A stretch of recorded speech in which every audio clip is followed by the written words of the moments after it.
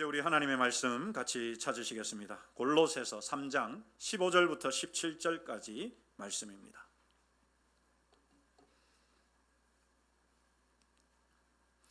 골로새서 3장 15절부터 17절까지 우리 다 같이 한 목소리로 합독하시겠습니다. 시작합니다. 그리스도의 평강이 너희 마음을 주장하게 하라. 너희는 평강을 위하여 한 몸으로 부르심을 받았나니 너희는 또한 감사하는 자가 되라. 그리스도의 말씀이 너희 속에 풍성히 거하여 모든 지혜로 피차 가르치며 권면하고 시와 찬송과 신령한 노래를 부르며 감사하는 마음으로 하나님을 찬양하고 또 무엇을 하든지 말에나 일에나 다 주 예수의 이름으로 하고 그를 힘입어 하나님 아버지께 감사하라.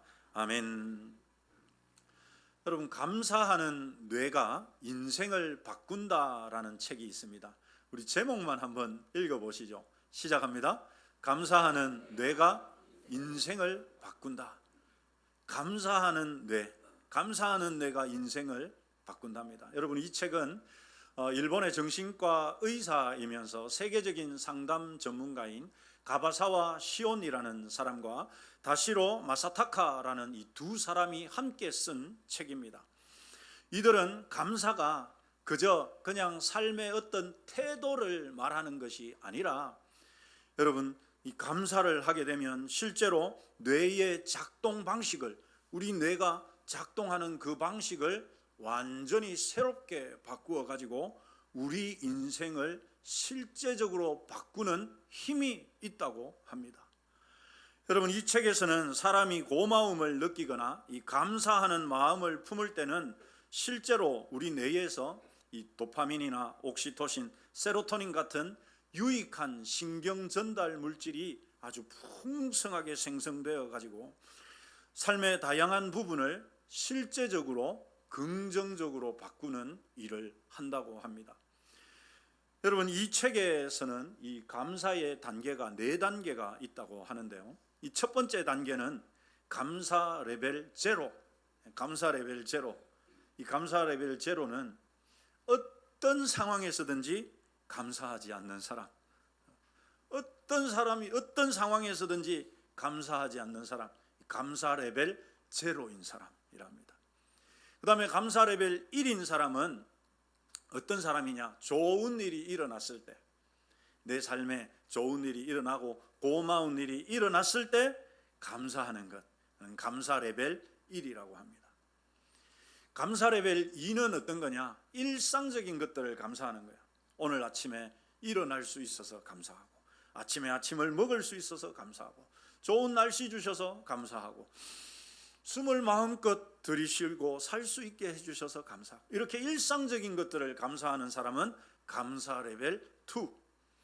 마지막 최고 레벨, 감사 레벨 3는 여러분 글씨 보이십니까? 어떤 감사입니까? 역경에 대한 감사. 한번 따라서 하십시다. 안 좋은 일도, 고난도, 힘든 일도 감사하는 것. 이게 여러분 감사 레벨 3, 최고의 감사 레벨이라고 이야기를 합니다. 우리 옆 사람에게 한번 물어보십시다. 감사 레벨 몇 단계십니까? 대답도 이래 한번 들어보십시오. 여러분, 몇 단계라고 이야기하는지. 혹시 감사 레벨 제로 있습니까? 제로? 큰일 납니다. 나는 무슨 일이 있어도 감사하네, 이런 분은 없으시겠죠? 네. 카이스트의 뇌인지과학과 김대수 교수님이라는 분이 이런 말을 했습니다. 감사는 뇌과학이 증명하는 최고의 선물이다. 감사는 실제로 뇌과학적으로 파악을 해보니까 이 감사가 그야말로 최고의 선물이다. 여러분, 테레사 수녀 아시죠? 마더 테레사는 이런 말을 했습니다. 고마움의 반대말은 무엇이다? 당연합니다. 여러분, 고마움의 반대말은 미안합니다, 죄송합니다가 아니라 당연합니다. 여러분, 우리가 모든 것들을 당연하게 생각하게 되면 감사하지 않게 되죠. 감사하지 않게 됩니다. 내가 누려왔던 모든 것들이 여러분 당연한 것 아니라 뭐였어? 은혜였어. 그렇죠, 여러분. 내가 지금 살아가고 있는 모든 것들을 당연하게 생각하면 절대 감사하지 않게 되죠. 그러나 그것이 은혜라고 생각하면 여러분 우리는 감사하는 사람이 되는 것입니다. 실제로 이 감사하는 뇌가 인생을 바꾼다라는 이 책에는 감사하게 되면 7가지의 효과가 있답니다. 한번 여러분 잘 들어보십시오.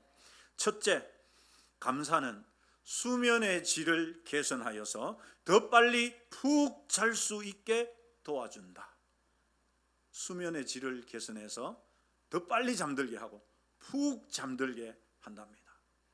두 번째, 감사는 우울증과 스트레스, 불안 증상을 눈에 띄게 줄여준다. 조금 표도 안 나게 줄여주는 게 아니라 눈에 띄게. 뭐를요?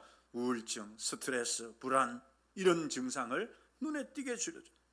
세 번째, 감사는 건강한 식습관과 운동을 촉진하여 결과적으로 사망률을 낮추고 수명을 연장하는 효과가 있다. 여러분, 옆 사람에게 알려줍시다. 수명을 늘려준답니다. 무슨 말인가 모르시는 분 없으시죠? 여러분, 수명을 뭐가요? 감사가. 넷째, 감사는 자존감을 상승시켜 무엇이든지 할 수 있다는 자기 효능감을 높여준다. 다섯째, 감사는 따뜻함과 배려가 전달되어 유대감이 강화되고 원만한 인간관계를 맺게 한다. 여섯째, 감사는 스트레스나 실패를 겪어도 긍정적인 마음으로 쉽게 툭툭 털고 일어나는 회복 탄력성을 길러주어서 학업 및 업무 성과를 향상시킨다. 일곱째, 감사는 혈압을 낮추고. 뭐를 낮추고요? 뒷골 땡기는. 혈압 높으신 분들 있으십니까?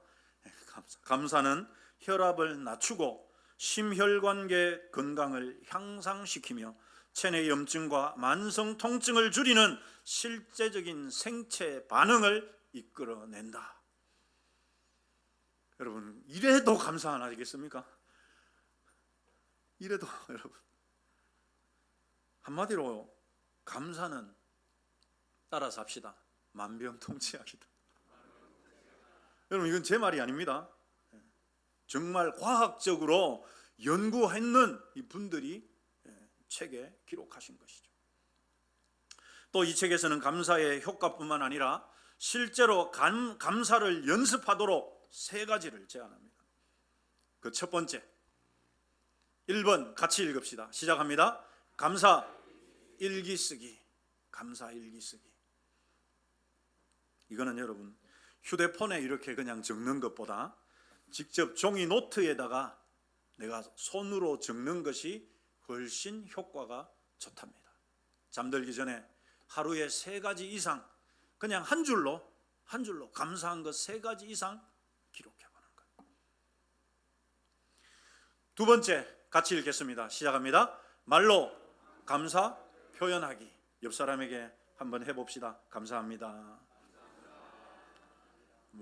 근데 감사합니다 그렇게만 하지 말고 구체적으로 뭐가 감사한지 구체적으로 이야기를 하랍니다. 세 번째는 이것과도 관계가 있는데요. 감사 행동하기, 감사 실천하기. 그래서 직접적으로 찾아가 가지고 사람들에게 말을 하거나 문자 메시지를 보내거나 아니면 감사 기도를 하거나 그렇게 할 때 여러분 뇌과학적인 효과가 앞서 말씀드렸던 그 뇌과학적인 효과가 3배 이상이나 강해진다고 이야기합니다. 여러분, 이것은 새로운 것들이 아니라 사실 우리가 지난 2주간 동안 감사라는 주제로 말씀을 나눌 때 같이 다루었던 내용입니다. 우리가 지난 첫 주에는 다니엘의 감사를 통해서 진정한 감사, 진짜 감사가 뭐냐 같이 나누었죠. 우리 한번 따라서 하십시다. 진짜 감사는 감사할 수 없는 환경, 감사하기 어려운 상황에서 하는 것이다. 다니엘처럼, 그죠 여러분? 다니엘처럼 왕의 도장이 확 찍힌 거 알고 기도하면 사자굴에 떨어지는 그런 어려운 상황인데도 다니엘은 여전히 하나님 앞에 감사했습니다. 지난 주일에는 우리가 데살로니가전서 5장 18절 말씀 범사에 감사하라, 범사에 감사하라는 말씀으로 감사는 하나님이 자기를 위해 가지고 하나님이 감사 받으려고 이기적인 욕심으로 우리 보고 하락하는 것이 아니라 누구 위해서 하라는 것입니까? 누구 위해서요? 나 위해서 하라는 것, 우리 위해서 하라는 것이다.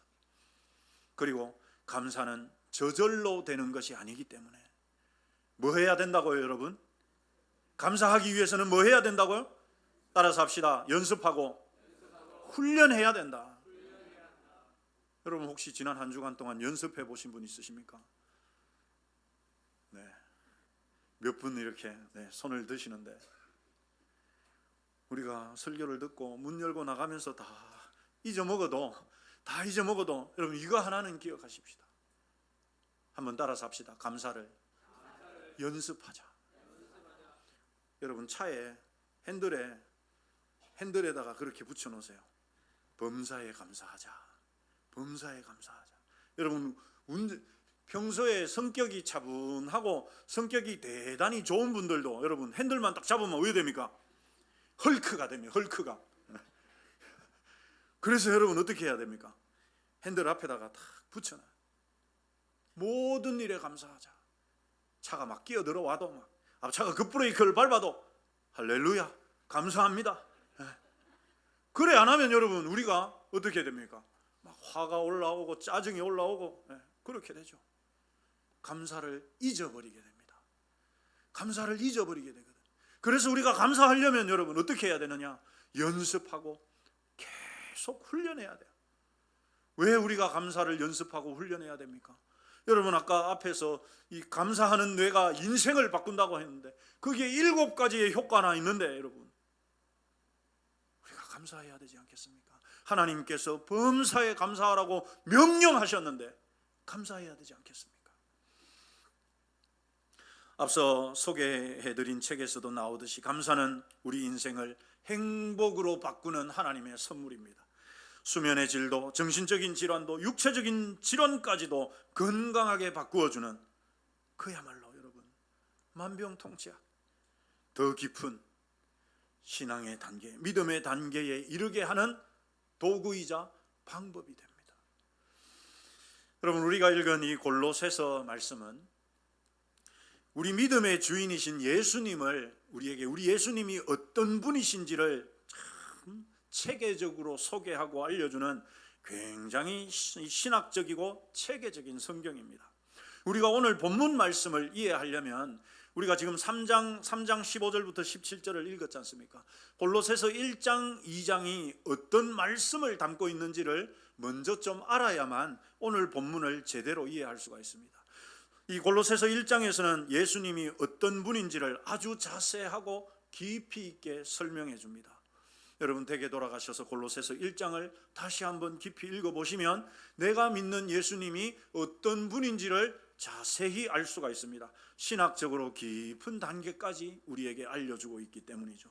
2장은 바로 그 예수님께 믿음을 두고 살아라, 그 예수님께 뿌리를 내린 신앙생활을 하라고 우리에게 권면하는 말씀입니다. 그리고 3장은 2장 후반부와 연결이 되어서 이제 예수님을 믿고 새 사람이 되었으니까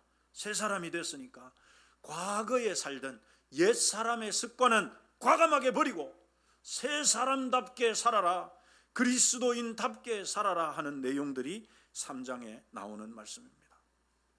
요약해서 한 번 더 말씀드리자면 오늘 본문 바로 앞에까지는 이제 우리가 새로운 사람, 하나님을 믿는 예수님을 믿는 하나님의 자녀가 되었으니까 이제는 예수님 안 믿던 때에 세상 사람들이 하던 그런 삶의 방식으로 살지 말고 정말 예수님 믿는 사람답게 살아라, 그런 내용이 앞에 나왔습니다. 그 후에 주어지는 이 본문, 오늘 우리가 읽은 본문은 우리 성도들의 삶이 뭐에 의해서 통치되어야 하는지를 가르치는 말씀입니다. 이른바 여러분 이것을 가리켜서 그리스도인의 3대 통치 원리라고 말합니다.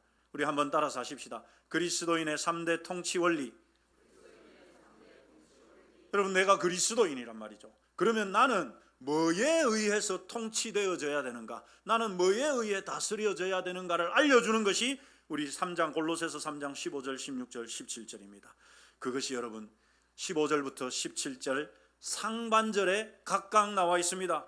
첫 번째 15절 말씀, 그리스도의 평강이 너희 마음을 주장하게 하라. 16절, 그리스도의 말씀이 너희 속에 풍성히 거하게 해라. 17절, 말에나 일에나 뭘 하든지 간에 다 예수의 이름으로 해라. 여러분, 우리 그리스도인들이 무엇에 의해서 통치를 받아야 하는지 그 세 가지를 뭐라고 이야기합니까? 따라서 합시다. 그리스도의 평강, 그리스도의 말씀, 주 예수의 이름. 그렇습니다. 여러분, 우리가 예수님을 믿어서 새 사람이 되었단 말이죠. 그런즉 누구든지 그리스도 안에 있으면 새로운 피조물이라. 우리가 새로운 사람이 되었으니까 우리가 그러면 어떻게 살아야 되는데, 뭐에 의해서 내가 다스림을 받아야 되는데 물으면 이 세 가지, 그리스도의 평강, 그리스도의 말씀, 주 예수의 이름, 이 세 가지에 의해서 우리가 통치받아야 한다라고 말씀하는 것입니다. 그러나 여러분, 오늘의 주제와 포커스는 이 세 가지가 아닙니다. 혹시 본문 말씀을 읽으시면서 눈치를 채신 분이 있으실지 모르겠는데, 여러분이 15절, 16절, 17절에 똑같이 들어있는 한 단어가 있습니다. 그게 무엇일까요? 대단하십니다. 그게 뭐라고요? 감사라는 단어입니다. 15절, 너희는 또한 감사하는 자가 되라. 16절, 감사하는 마음으로 하나님을 찬양해라. 17절, 그를 힘입어 하나님 아버지께 감사해라. 15절과 16절과 17절에 다 감사라는 단어가 들어가 있어요.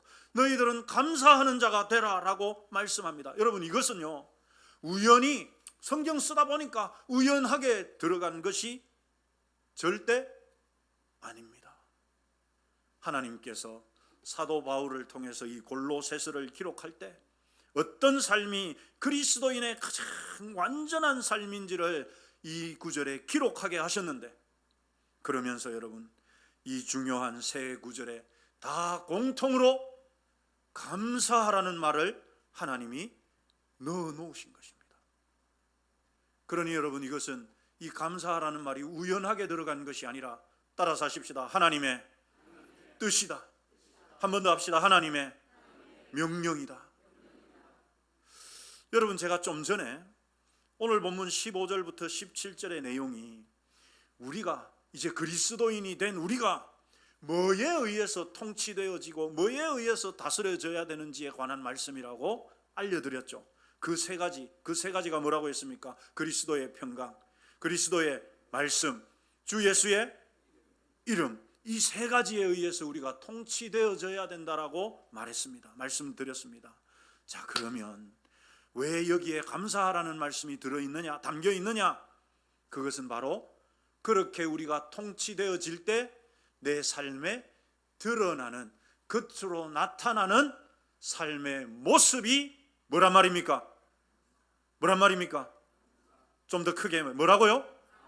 감사하는 것이라는 말입니다. 내가 내 마음에 그리스도의 평강이 통치되어지고, 내가 예수님의 말씀에, 주 예수 그리스도의 말씀에 붙잡혀서 살고, 내가 어떤 일이든지 말이든지 행동을 할 때마다 예수님의 이름으로 할 때면 내 삶에 뭐가 풍성해진다? 감사가 풍성한 사람이 된다. 이것을 이 15절부터 17절까지의 말씀이 보여주고 있는 것입니다. 여러분, 이것은 반대로도 역으로도 해석이 가능합니다. 내 삶에, 여러분, 어떤 사람의 삶에 감사가 정말 풍성하다면 입만 열면 감사합니다. 참으로 그 삶이 풍성한 사람은 그 삶을 들여다보면 그리스도의 평강이 마음에 가득하고 그리스도의 말씀에 붙잡혀 있고 어떤 일을 하든지 예수 그리스도의 이름으로 하는 사람이라는 의미가 되는 것입니다. 이것은 문장의 구조를 통해서 뚜렷하게 드러납니다. 여러분, 15절부터 17절의 말씀들은 모두 같은 형식으로 되어 있습니다. 상반절에서는 우리가 통치를 받아야 할 것이 무엇인지를 보여주고, 그리고 하반절에서는 그 통치를 받을 때 내 삶이 어떤 모습인지를 보여주는 형식이죠. 다시 한번 보자면 15절은 그리스도의 평강이 내 마음에 가득하게 주장하게 되어지면 감사하는 사람이 된다는 말입니다. 16절은 그리스도의 말씀이 내 안에 풍성하게 거해서 내가 그 말씀대로 살아가게 되면 감사하는 마음이 풍성하게 일어나게 되어 있다는 말입니다.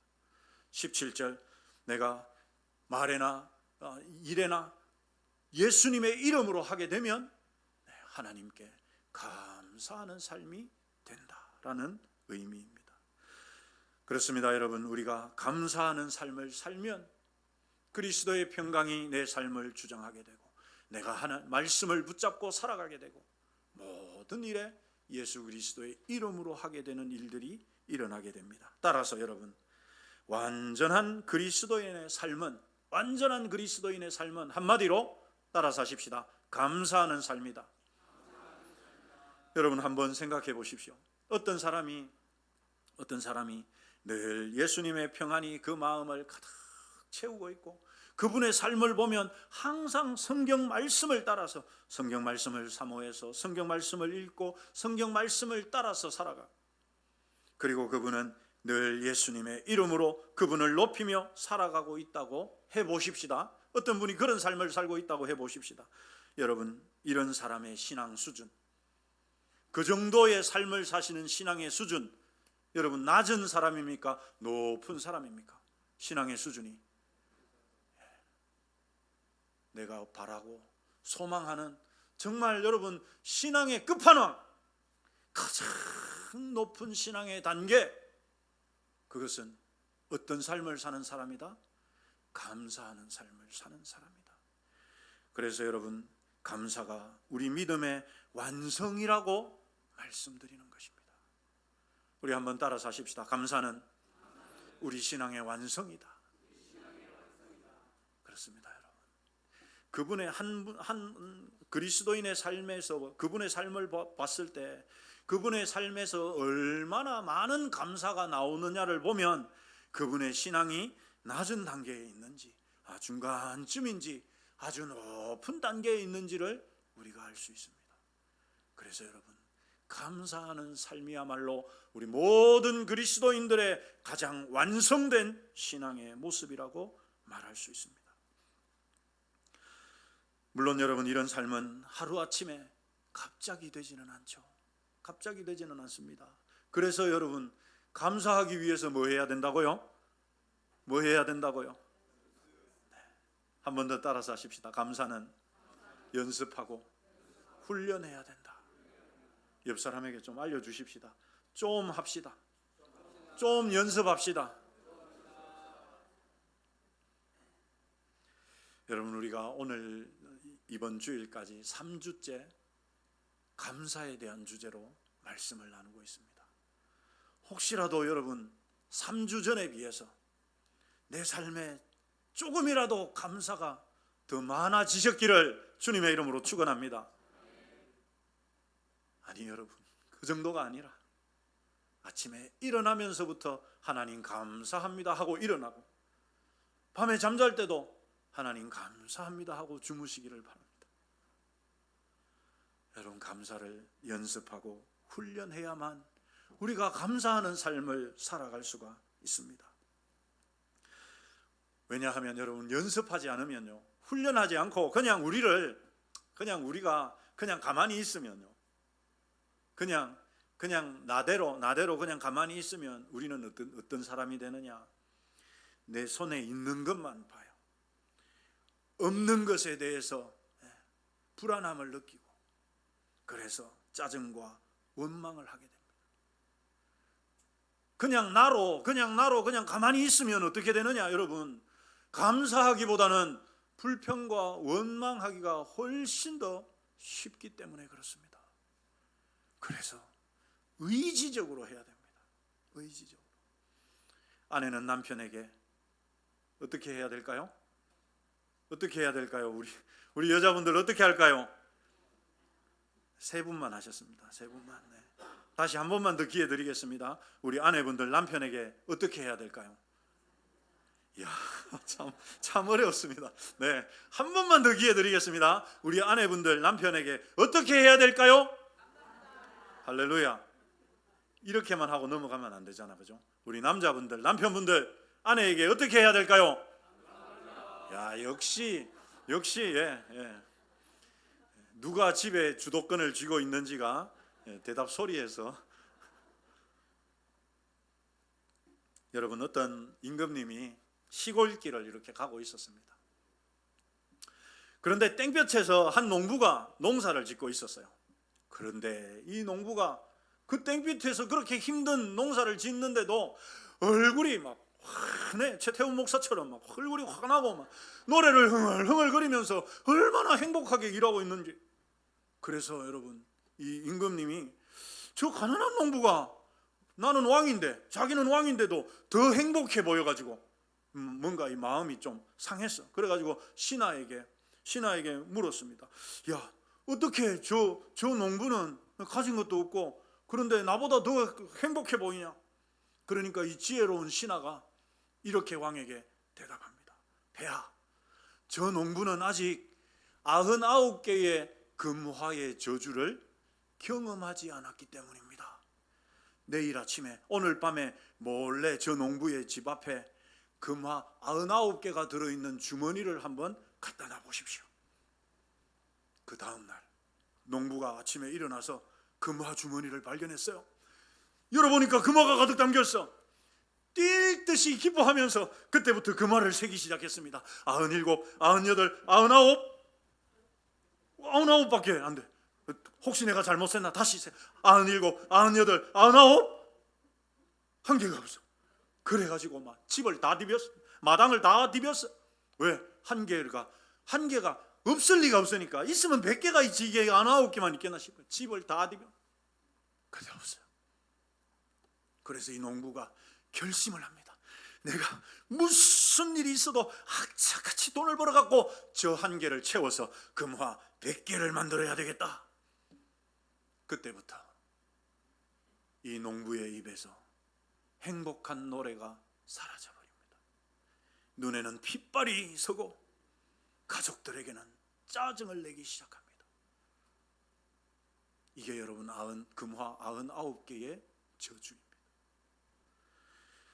99개를 가진 감사보다 부족한 한 개를 채우려는 그 탐욕과 불평이 이 농부의 마음을 완전히 장악해버린 것입니다. 사랑하는 성도 여러분, 우리가 누리고 있는 것, 우리가 가지고 있는 것 얼마나 많지 않습니까? 없는 그 한계를 바라보면서 불평하고 원망하기보다 가지고 있는, 누리고 있는 99개로 인해서 감사할 수 있는 저와 여러분이 되시기를 주님의 이름으로 축원합니다. 여러분, 우리의 삶은, 내 삶은 어떻습니까? 하나님께서 우리에게 이미 주신 99개의 은혜가 있음에도 불구하고 내게 없는 그 한 개의 금화 때문에 원망하고 불안해하고 불평하며 살아가고 있지는 않으십니까? 내가 예수님을 믿고 있는데, 하나님이 나의 아버지신데, 내가 하나님의 자녀인데, 그런데도 불구하고 우리 일상은 여전히 쫓기고 메말라 있을 때가 너무 많지 않습니까? 여러분, 사자성어 중에 음수사원이라는 말이 있습니다. 마실은 물수, 생각사, 근원원. 물을 마실 때는 그 물이 어디에서부터 왔는지 그 근원에 대해서 생각하면서 마시라는 뜻입니다. 여러분, 우리 그리스도인의 삶이 이와 같아야 하지 않겠습니까? 우리가 들어 마시고 있는 공기, 여러분 한번 우리 큰 숨을 들여 마셔 보십시다. 시작. 마음껏 내가 숨을 쉴 수 있지 않습니까? 내가 들이마시는 이 공기, 일할 수 있는 직장, 때로는 뭐 이래저래 아웅다웅 다투기도 하지만 내 곁에 있는 사랑하는 가족들, 이 모든 일상의 평범함이 어디에서부터 왔습니까?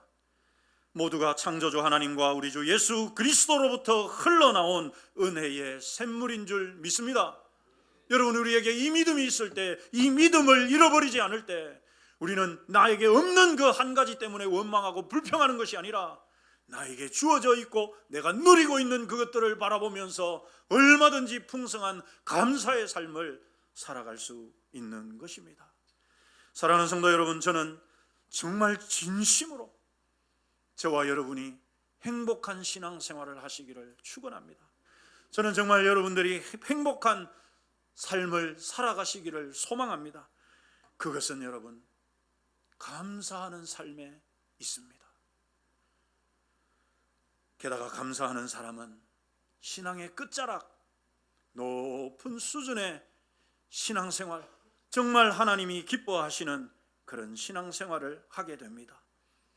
저와 여러분의 삶에 그럼에도 불구하고 감사, 그리 아니하실지라도 감사, 한번 따라서 하십시다. 그럼에도 불구하고 감사, 그리 아니하실지라도 감사. 그렇습니다.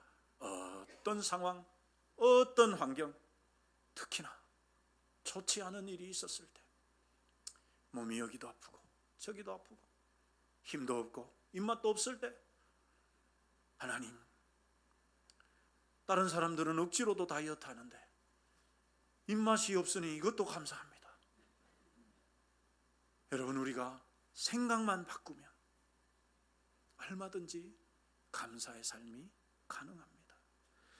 어떤 상황, 어떤 환경에서도 늘 감사가 끊이지 않아서 우리의 삶이 정말 복된 인생, 행복한 신앙생활 이 땅 가운데서 누리시기를 주님의 이름으로 축원합니다. 기도하겠습니다. 하나님.